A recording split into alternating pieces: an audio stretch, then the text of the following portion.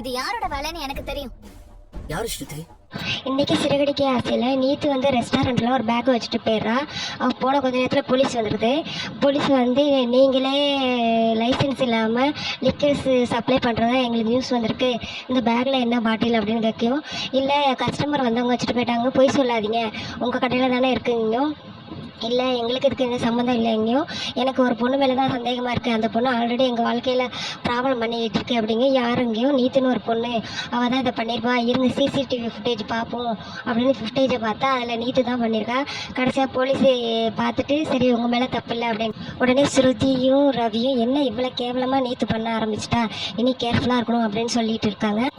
அந்த டைமில் நீத்து அனுப்பிவிட்ட போலீஸ் தான் போல அவங்க நீத்துக்கிட்டே போய் மேம் அவங்க சிசிடிவி ஃபுட்டேஜ் வச்சுருக்காங்க, அவங்க கம்ப்ளைண்ட் கொடுத்தா நீங்கள் மாட்டிப்பீங்க அப்படின்னு சொல்லி சார் என்ன சார் சொல்கிறீங்க அப்படிங்கும் அவங்க போயிடுறாங்க. அப்புறம் இவங்க 2 பேரும் போய் கண்ணாபுரான்னு திட்டாங்க, நீ திறந்தே மாட்டி அடி அப்படின்னு சொல்லிட்டு இருக்காங்க.